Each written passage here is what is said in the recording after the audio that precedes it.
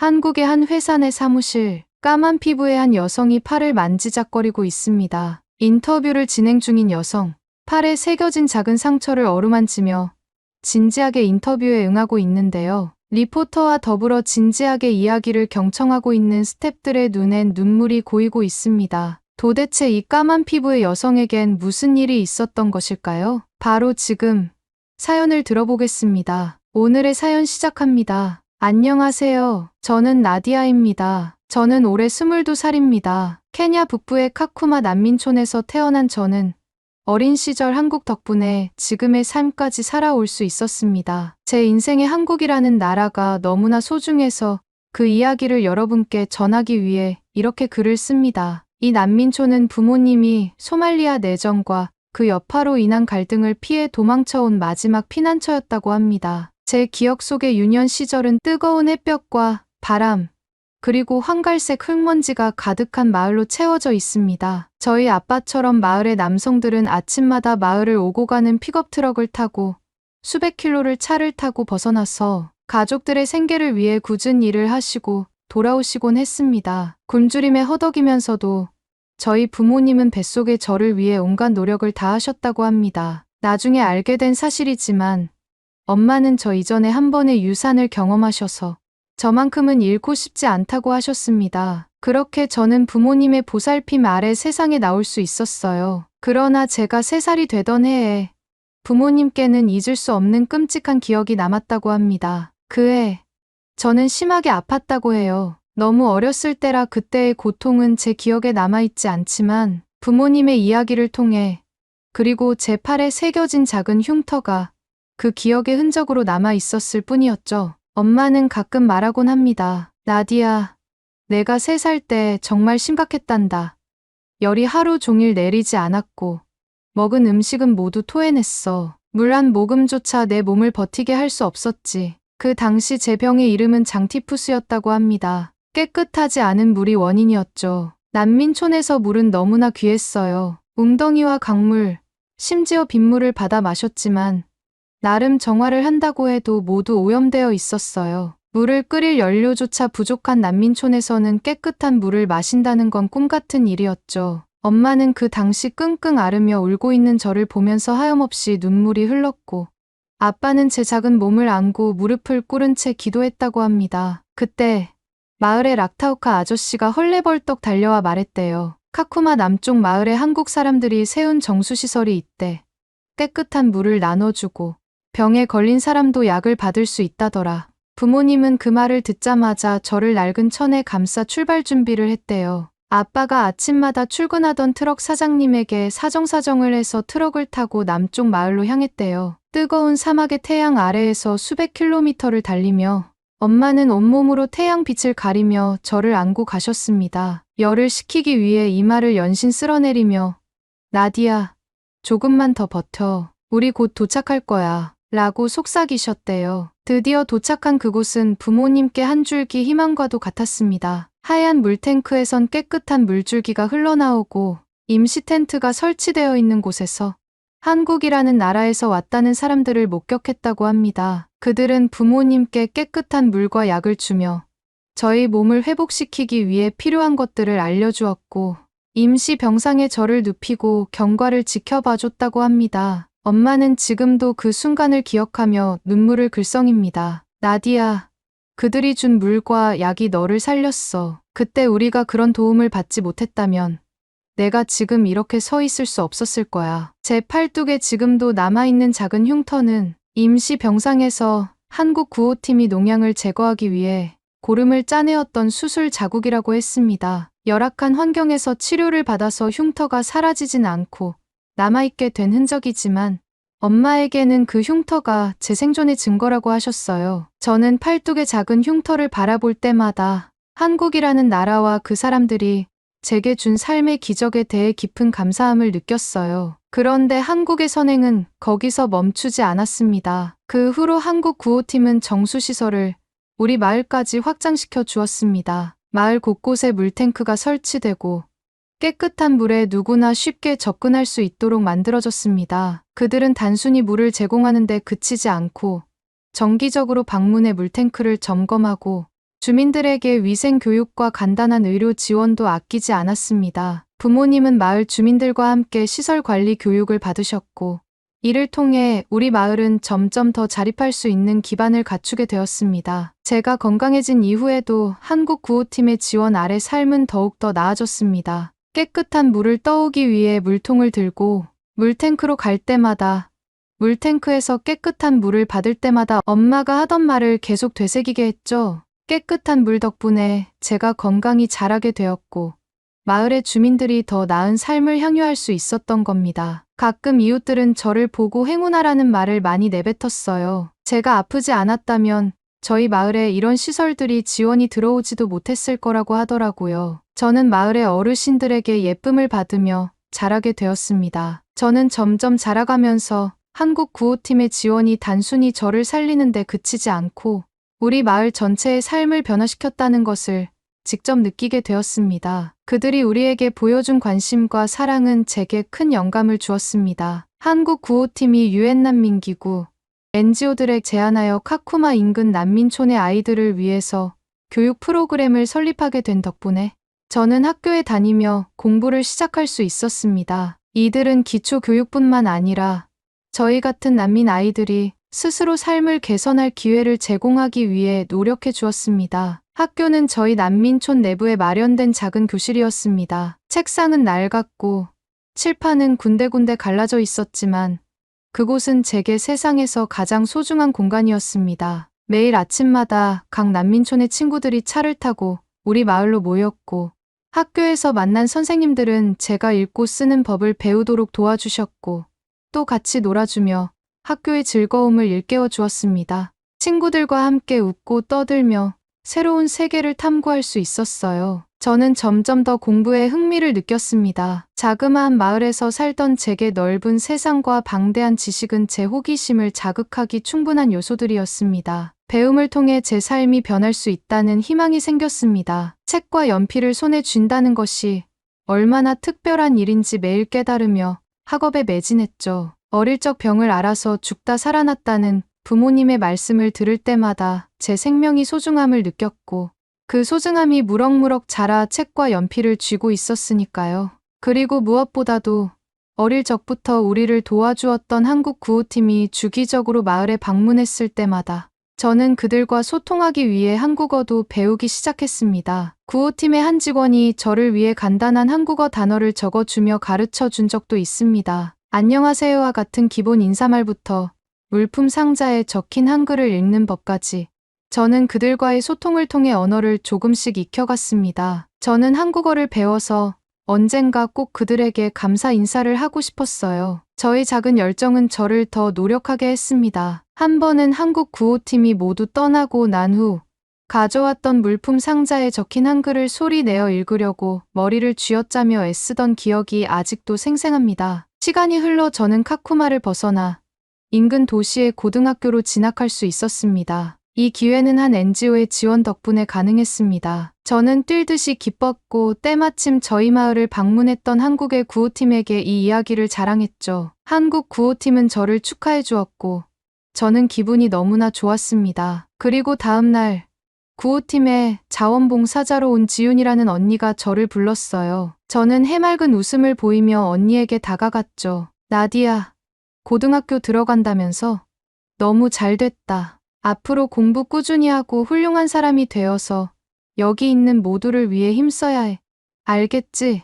지윤 언니는 제 눈높이에 맞는 영어를 구사하며 제게 힘을 불어 넣어줬습니다. 저는 고맙다고 하며 열심히 공부하겠다고 했죠. 그리고 며칠 뒤 한국 구호팀이 떠나는 날 인사를 하기 위해 마을 입구로 모였습니다. 그때 지윤 언니가 제게 다가와 손을 앞으로 내밀었죠. 그런데 그 손엔 예쁜 가방이 들려져 있었고 그 속엔 공책 그리고 펜이 들어가 있었습니다. 저는 깜짝 놀라 이게 뭐냐고 물었고 지윤 언니는 공부 잘하라는 의미로 주는 선물이라고 했습니다. 저는 코끝이 찡하며 언니에게 고마움을 표현했습니다. 언니는 미소를 띠며 제게 손인사를 해주었고 저도 인사를 했습니다. 주변을 둘러보니 한국의 구호팀이 아이들을 위한 장난감과 필기구를 전달하는 모습을 보았습니다. 모두가 한국의 구호팀에게 사랑을 받고 있다는 것을 새삼 느끼는 순간이었습니다. 그 이후에도 지윤 언니는 주기적으로 필기구와 응원의 편지를 보내주었고,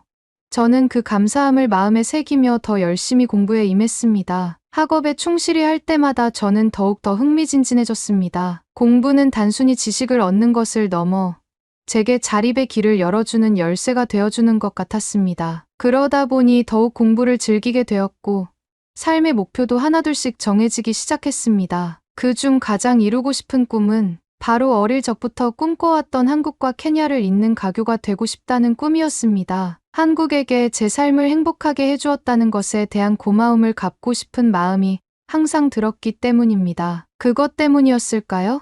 제가 성인이 되며 공부를 이어가고 있을 때 한국의 구호단체에서 한국에서 공부를 할 수 있는 기회를 제게 주었습니다. 알고 봤더니 어릴 적부터 알고 지냈던 한국의 구호팀이 제 유학을 지원해준다는 것이었습니다. 엄마는 하늘에 감사하며 정말 축하한다고 저를 끌어안았고, 아빠는 신이 나서 동네를 뛰어다니며 소리치며 자랑을 하셨습니다. 저는 구호단체의 인소라의 공항으로 이동하였습니다. 공항으로 가는 길은 멀고도 험했지만 가는 내내 설레는 기분을 안고 들뜬 마음으로 공항으로 향했습니다. 그렇게 한국에 도착한 저는 완전히 새로운 세상에 발을 들인 것 같았습니다. 깨끗하고 정돈된 거리, 끊임없이 움직이는 도시, 그리고 저를 환영해주는 사람들까지. 그곳은 제가 책에서만 보았던 꿈 같은 세계였습니다. 기숙사를 배정받고 한국에서의 생활이 시작되었습니다. 하지만 한국에서의 생활은 쉽지만은 않았습니다. 어린 시절부터 한국어를 배우긴 했지만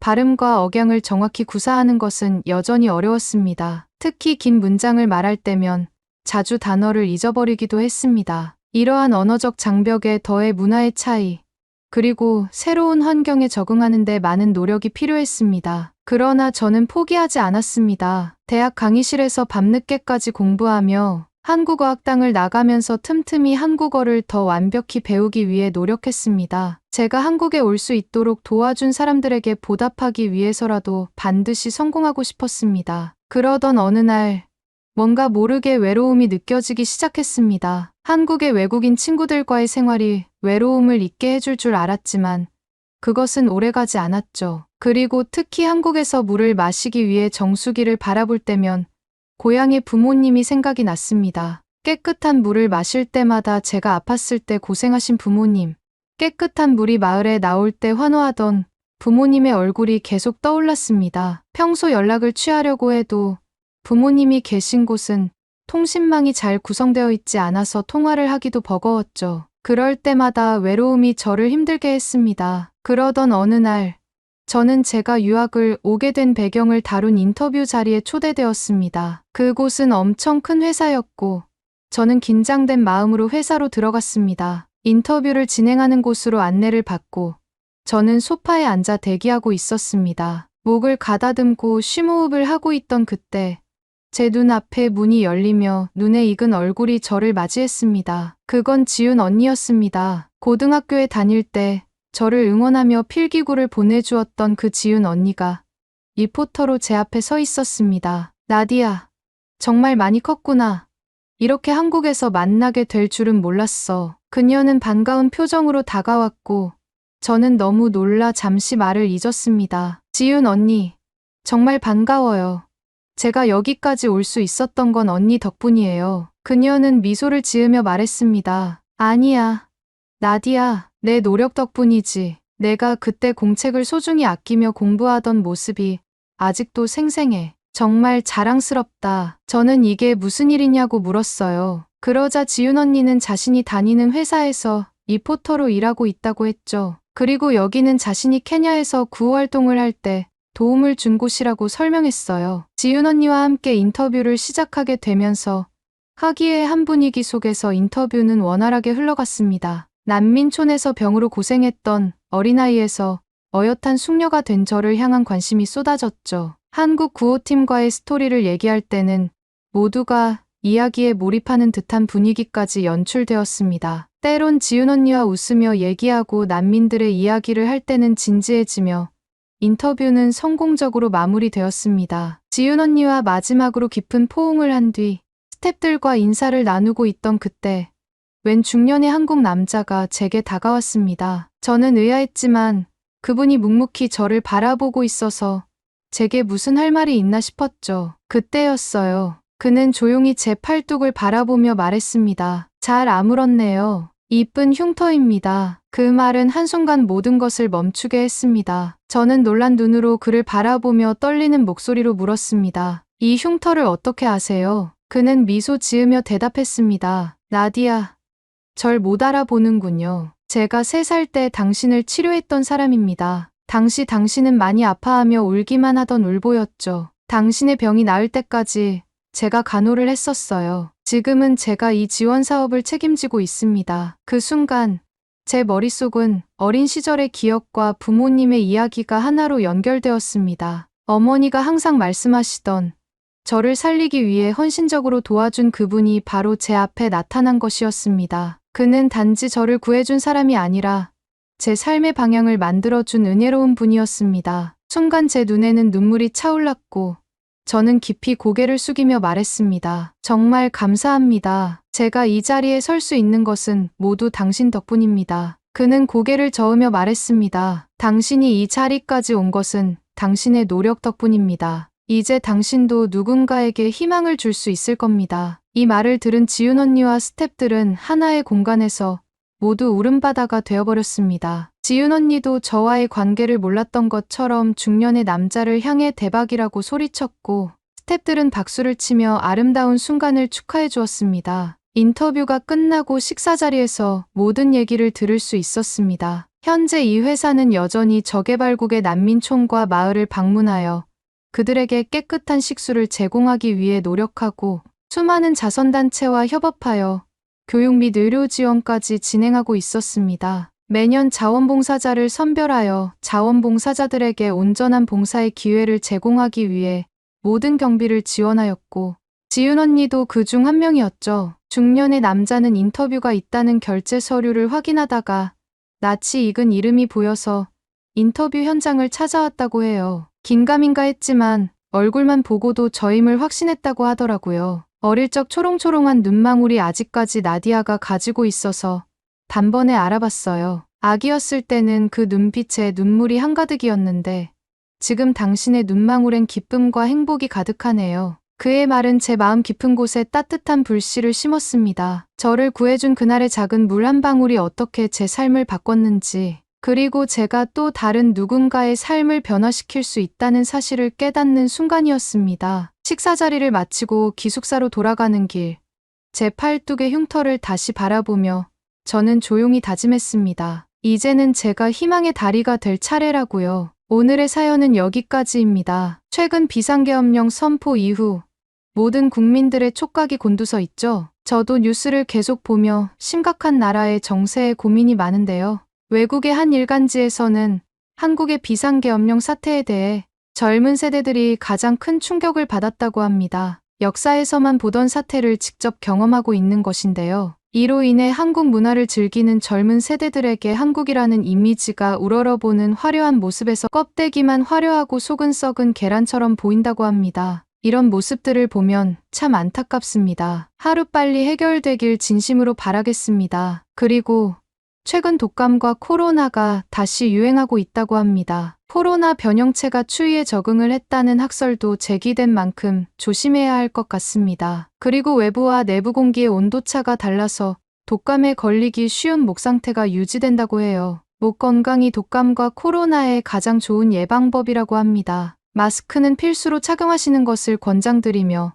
목을 마르게 하는 차나 커피는 되도록 멀리하고 미온수 섭취로 목을 항상 촉촉하게 유지해주는 것이 좋다고 해요. 여러분이 아프지 않고 항상 건강하길 진심으로 바랍니다. 그리고 오늘의 이야기가 마음에 드셨다면 구독, 좋아요 부탁드리겠습니다. 다음엔 더 좋은 사연으로 여러분을 찾아뵙겠습니다. 시청해주셔서 감사합니다. 서울 한강하류에서 정체를 알 수 없는 괴생명체가 대규모로 출몰했다는 소식이 전해지자 전 세계가 동시에 술렁이기 시작했습니다. 기괴한 모습의 생명체가 강표면을 뒤덮고 있다는 영상은 SNS와 뉴스 채널을 통해 순식간에 퍼졌고 해외 주요 언론들은 너나 할 것 없이 서울 한강에서 이상 생명체 출현이라는 자극적인 제목을 내걸었습니다. 특히 프랑스는 이 사건에 유독 민감하게 반응했습니다. 작년 파리올림픽에서 생강의 수질과 한강의 수질을 비교하며 프랑스의 자존심을 건드렸던 해외 언론들에게 보라는 듯이 한강의 수질을 폄하하고 나선 것인데요. 프랑스 언론들은 연일 한강의 괴물 출몰을 보도하며 한국의 도시 하천 관리 수준을 비판하기 시작했습니다. 한강이 썩고 있다. 기괴한 벌레들이 강을 점령했다. 도시의 심장이라기보다 괴생명체의 서식지다. 와 같은 자극적인 제목들로 SNS를 도배하기 시작했습니다. 도대체 서울 한강에서 무슨 일이 일어난 걸까요? 여러분의 좋아요 버튼으로 비디오를 재생하겠습니다. 바로 지금 오늘의 사연 시작하겠습니다. 안녕하세요. 제 이름은 리즈입니다. 프랑스 파리에서 태어나 지금까지 살아왔고 지금은 파리의 한 국립대학에서 생물학을 공부하고 있는 학생입니다. 어릴 때부터 저는 생강 근처를 자주 걸으며 자랐어요. 저희 할아버지께서 생강 둔치에서 종종 산책을 하셨고 그때마다 저도 함께 걷곤 했습니다. 할아버지는 항상 강이 살아야 도시도 산다는 말씀을 하셨어요. 그 말이 얼마나 깊은 뜻을 가진 말인지 그땐 제대로 몰랐습니다. 그런데 몇 주 전 저를 깊이 생각하게 만든 뉴스 하나가 눈에 들어왔습니다. 프랑스의 한 유명한 언론사에서 보도한 내용이었는데요. 서울의 중심을 흐르는 한강에서 이상한 생물이 때로 나타났다는 기사였습니다. 기사의 제목은 이랬습니다. 한강의 괴이한 생물 출몰, 도시 수질의 심각한 위험 신호. 내용을 읽으면서 저는 눈을 의심할 수밖에 없었습니다. 서울의 한강 하류에서 정체불명의 생물이 무더기로 발견되었고 그것이 오염의 징조라는 것이었습니다. 강에 이상한 벌레가 득실거리는 건 물이 많이 더럽다는 뜻이라고 기사에서는 말하고 있었어요. 그 보도는 단순한 기사로 끝나지 않았습니다. 기사 밑에 달린 댓글들을 읽으며 저는 더 큰 충격을 받았습니다. 한강은 이제 썩은 강이다. 생강이 더럽다고 욕하더니 자기네 강은 벌레판이구만. 한국은 일본 옆이라 지진전조 현상 아니냐. 이런 댓글들이 수십 개, 수백 개씩 달려 있었습니다. 저는 그 댓글들을 보며 몹시 답답했습니다. 물론 저는 한국에 대해 잘 아는 편은 아닙니다. 하지만 그런 식의 말들이 얼마나 무례하고 무책임한지 그리고 얼마나 단편적인 판단인지 느낄 수 있었습니다. 무엇보다 저는 궁금했습니다. 그 생물은 도대체 무엇일까? 그리고 정말 그 생물이 나타났다는 이유만으로 한강을 썩은 강이라고 단정 지을 수 있는 걸까? 저는 자연과 생명에 대해 공부하는 사람으로서 그 질문을 그냥 넘길 수 없었습니다. 기사를 다시 읽고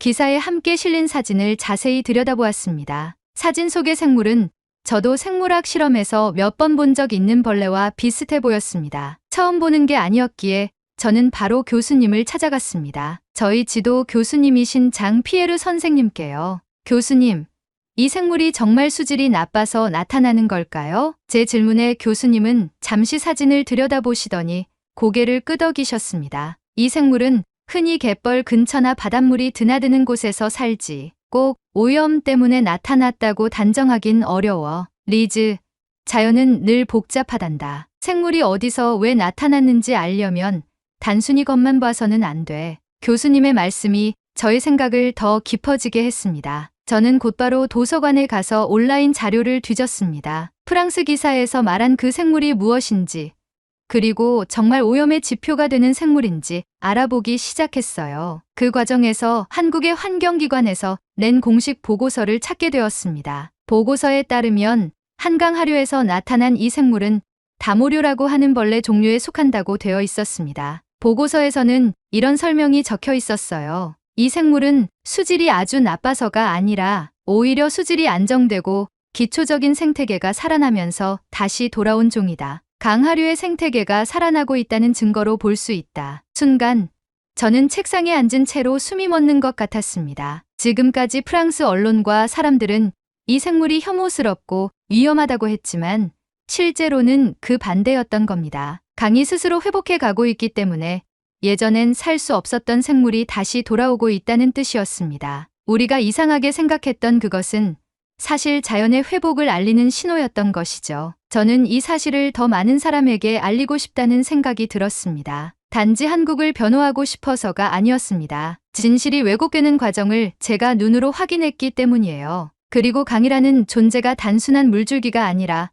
인간과 생명의 상징이라는 걸 알게 됐기 때문이기도 했습니다. 그날 이후 저는 제 논문 주제를 바꾸기로 결심했습니다. 원래는 생강의 수질 개선 사업에 대한 분석을 하려고 했습니다. 하지만 이제는 한강의 생태 변화와 그 상징에 대해 더 깊이 들여다보고 싶었습니다. 그래서 저는 결정했습니다. 직접 한국으로 가기로요. 단순히 인터넷에서 글을 읽고 판단하기보다는 제 두 발로 그 강가에 서서 제 눈으로 물살을 보고 제 귀로 그 소리를 들어보고 싶었습니다. 그곳에서 살아가는 생물들과 사람들의 모습을 직접 확인하고 싶었습니다. 저는 비행기 티켓을 예약했고 교수님께 추천서도 받았습니다. 출발하기 전엔 제 이야기가 어디로 흐르게 될지는 잘 몰랐습니다. 하지만 하나는 분명했습니다. 진실은 늘 눈앞에 있는 것이 아니라 그 속으로 들어가야만 만날 수 있다는 것이죠. 한국에 도착한 날, 하늘은 유난히 맑았습니다. 인천공항 도착장을 나서자 익숙한 얼굴이 저를 향해 손을 흔들었습니다. 제 친구 수민이었어요. 프랑스에서 유학 중일 때 같은 실험실에서 일하며 가까워졌던 친구였는데 지금은 서울에 있는 한 대학원에서 생태학을 공부하고 있었습니다. 리즈, 드디어 왔네. 수민, 정말 고마워. 내가 없었으면 오지도 못했을 거야. 수민은 저보다 몇 살 위지만 늘 따뜻하고 차분한 사람이었습니다. 제가 한강에 관심을 갖고 한국에 가고 싶다고 했을 때도 가장 먼저 응원해준 사람이었고요. 수민은 이미 제가 조사하려는 지역의 정보도 정리해 두었고 일정도 함께 짜주겠다고 했습니다. 내가 시간이 되는 날엔 같이 갈 수 있어. 한국 사람들이랑 이야기 나눌 땐 통역도 해줄게. 그 말 들으니까 진짜 마음이 놓인다. 수민의 말에 저는 마음 깊이 안도했습니다. 혼자서 낯선 나라에서 생물도사를 한다는 게 쉬운 일은 아니었거든요. 그렇게 다음 날 저는 수민과 함께 김포행 전철에 올랐습니다. 한국의 대중교통은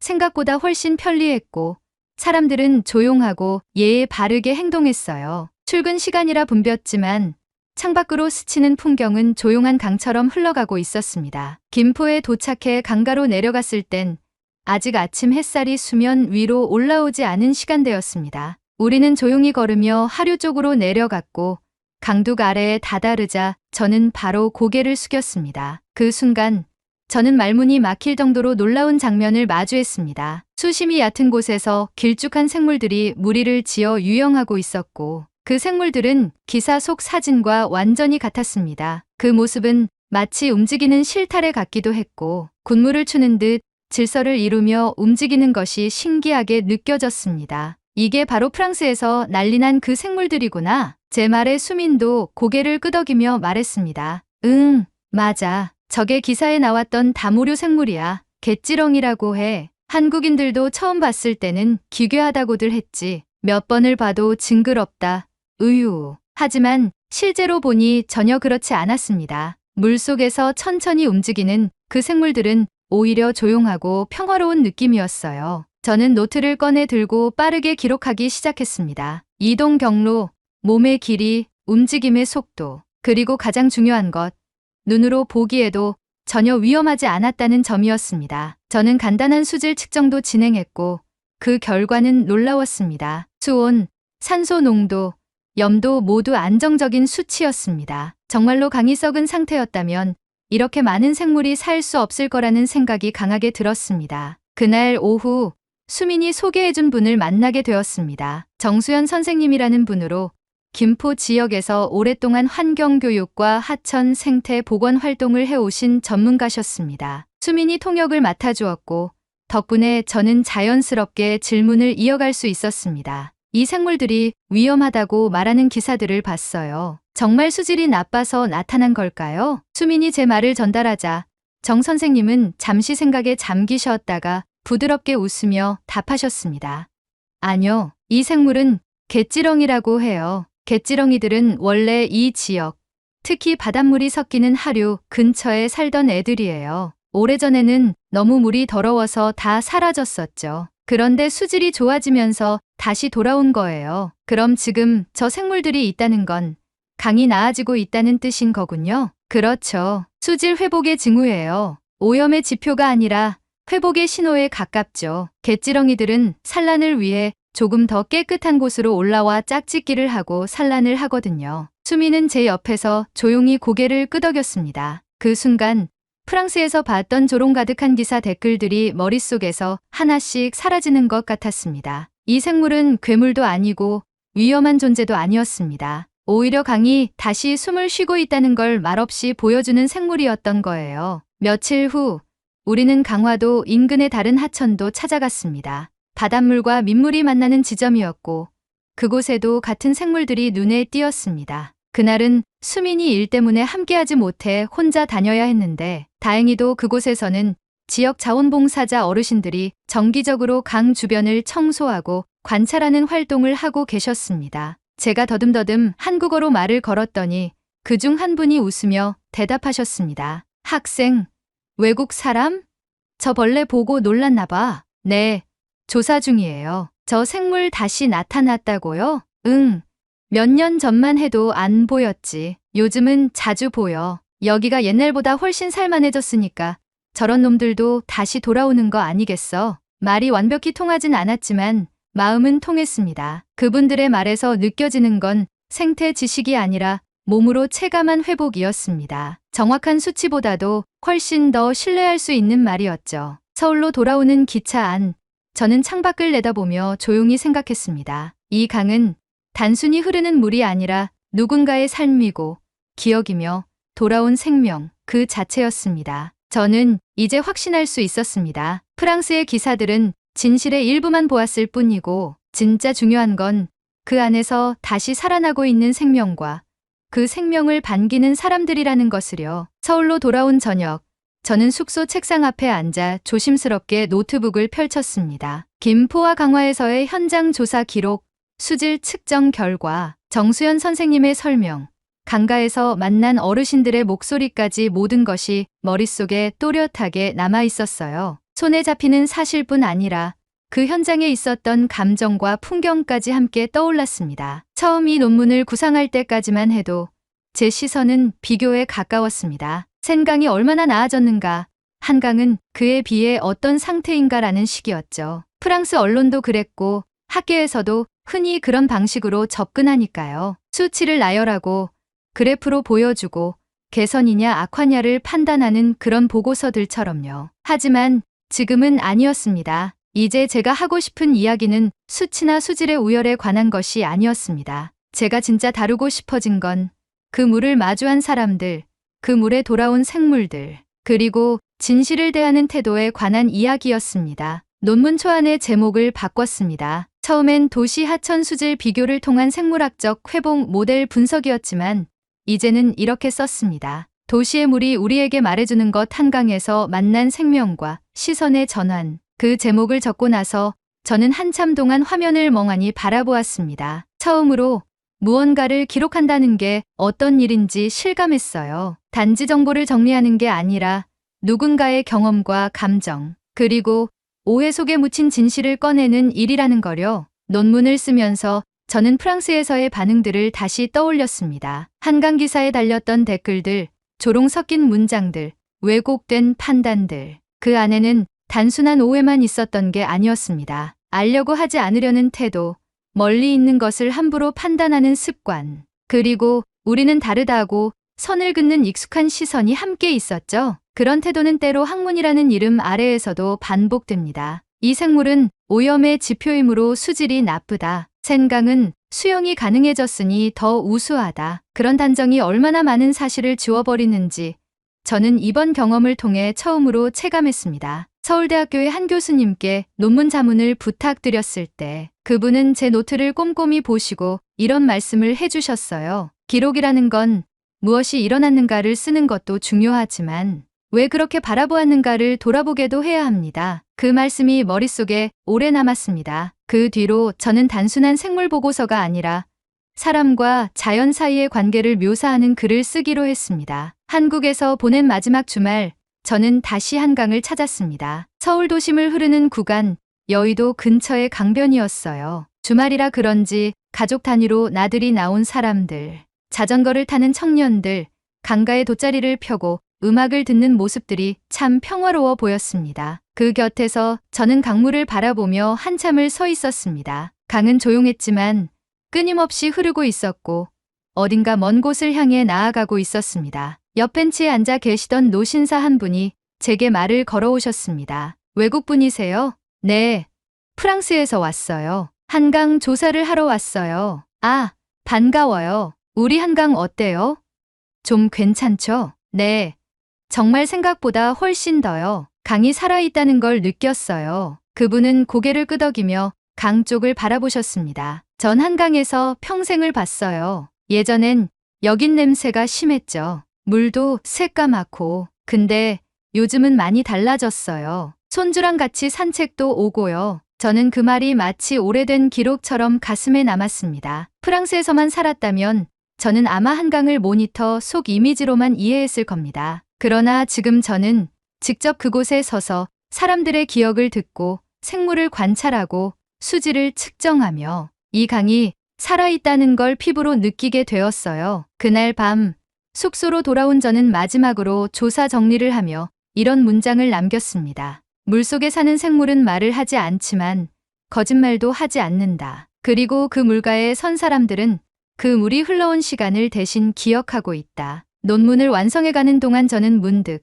이 논문이 단지 학교 과제가 아니라는 걸 알게 되었습니다. 이건 저 자신에 대한 기록이기도 했고 무언가를 제대로 보려는 노력에 대한 증명이기도 했습니다. 이제 저는 분명히 말할 수 있습니다. 생강과 한강, 누가 더 낫냐고 묻는 건 중요하지 않습니다. 중요한 건 그 물이 어떻게 살아났고 어떻게 사람과 함께 살아가고 있는지를 이해하려는 마음입니다. 그 마음은 수치나 기사로는 절대 알 수 없는 것임을 저는 이번에 처음 배웠습니다. 프랑스로 돌아오는 비행기 안, 저는 창밖을 오래도록 바라보았습니다. 창문 너머로 천천히 흘러가던 구름은 한강의 물결처럼 이어졌고 그 아래 보이지 않는 강줄기를 상상하며 조용히 속으로 인사했습니다. 잘 있어, 한강. 다음엔 더 따뜻한 계절에 다시 만날 수 있으면 좋겠어. 파리에 도착하자마자 저는 곧바로 학교로 돌아갔습니다. 여느 때처럼 교수님 연구실 복도는 조용했고 커피 냄새와 먼지 냄새가 뒤섞인 실험실 특유의 공기가 익숙하게 느껴졌습니다. 하지만 제 마음은 이전과 달라져 있었습니다. 눈앞의 세상을 숫자로만 바라보던 저의 시선은 이제는 사람과 생명, 기억과 흐름으로 이어진 연결을 먼저 떠올리게 되었어요. 논문은 마지막 수정 단계를 거치고 있었습니다. 지도 교수님인 장피에르 선생님께 원고를 넘겨드리자 교수님은 조용히 읽으신 후 제게 이렇게 말씀하셨습니다. 리즈, 너답지 않은 문장이 많아서 좋았어. 네, 학문적인 언어보다는 현장에서 내가 느낀 감정이 묻어났다는 뜻이야. 좋은 연구자는 숫자 뒤에 있는 이야기를 볼 줄 알아야 하거든. 그 말씀에 저는 작게 웃었습니다. 이번 논문은 아마도 제가 대학에 들어온 이후 가장 조용하고도 깊이 있게 쓴 글이었습니다. 보고 들은 것을 있는 그대로 정리하는데 그치지 않고 그 속에서 제가 느낀 질문과 변화, 그리고 반성을 담았으니까요. 논문은 학과 연구회에서 긍정적인 평가를 받았고 몇몇 교수님들은 이런 주제는 발표할 가치가 있다며 지역 환경 정책 세미나에서 한번 공유해보는 것이 어떻겠냐는 제안을 해주셨습니다. 그렇게 저는 논문 요약본을 준비해 프랑스 남부에서 열린 한 작은 생태학 포럼에서 짧은 발표를 하게 되었습니다. 주제는 비교해서 이해로 도시 하천 생물군이 전하는 메시지였고 청중 중에는 프랑스 환경부 실무자도 있었습니다. 발표를 마치고 난 후 한 중년의 연구자가 제게 다가와 말했습니다. 한강에 대한 이야기를 처음 들었습니다. 생강도 정화 중인데 우리는 늘 자기만 보지요. 다른 나라 강에서 배우는 자세 우리도 좀 가져야 할 것 같습니다. 그 말을 듣는 순간 저는 눈을 감고 다시 한번 그 강을 떠올렸습니다. 김포의 아침 안개, 강화도 물살, 서울의 햇살 아래 조용히 움직이던 생물들, 그리고 강가에 앉아 우린 이제 여기서 살아도 된다고 말하던 어르신의 눈빛까지. 한강은 단지 도시의 상징이 아니었습니다. 그 강은 자연이 인간에게 건네는 회복의 인사였고 오랫동안 외면당하던 생명들이 돌아오며 속삭이듯 전하는 진실이었습니다. 며칠 후 수민에게 긴 메일을 썼습니다. 조사 도와줘서 고맙다는 말, 한국에서의 시간들이 제 삶에 얼마나 큰 전환점이 되었는지, 그리고 논문 덕분에 발표 기회까지 얻게 되었다는 이야기를 담아보냈습니다. 수미는 짧은 답장을 보냈습니다. 그 강의 널 많이 바꿔놓았구나. 언젠가 다시 오면 같이 또 걸어보자. 메일을 읽고 난 후 저는 프랑스에 돌아온 이후 처음으로 생강을 찾아 나섰습니다. 어릴 적 할아버지와 함께 걷던 그 둔치, 오래된 벤치, 겨울비에 젖은 흙길, 강가에 서서 저는 조용히 한강에서 느꼈던 감정들을 떠올렸습니다. 생강도 여전히 아름다웠고 조용히 흐르고 있었습니다. 하지만 이제 저는 그 흐름을 예전처럼 풍경으로만 보지 않았습니다. 그 안에서 살아가는 생명들, 우리가 놓치고 있던 작은 신호들, 그리고 그 신호를 어떻게 받아들일 것인가에 대한 스스로의 질문까지 함께 바라볼 수 있는 사람이 된 것 같았습니다. 마지막으로 논문 말미에는 이런 문장을 썼습니다. 우리는 강을 바라볼 때 물의 맑기만을 말한다. 하지만 어떤 강은 그 안에 흐르는 생명의 귀환으로 자신의 이야기를 들려준다. 서울의 한강은 지금 우리 모두가 다시 배워야 할 강이다. 그 문장을 쓴 뒤 저는 조용히 펜을 내려놓았습니다. 논문은 끝났지만 제 안의 배움은 이제 막 시작된 것 같았습니다. 그날 밤 저는 벽에 붙어 있던 작은 세계 지도를 가만히 바라보다가 한국이라는 지명 위에 조그마한 스티커를 하나 붙였습니다. 그곳은 제가 진짜로 처음 진실을 만난 한강의 자리였으니까요. 오늘의 사연은 여기까지입니다. 오늘 사연에 대한 여러분의 생각을 댓글로 남겨 감동 비디오의 마지막을 장식해주세요. 그리고 오늘의 비디오가 공감이 되신다면 구독, 좋아요 한 번씩 부탁드리겠습니다. 여러분의 댓글 하나하나가 영상을 제작하는데 큰 힘이 됩니다. 다음엔 더 흥미로운 사연으로 여러분을 찾아뵙겠습니다. 시청해주셔서 감사합니다.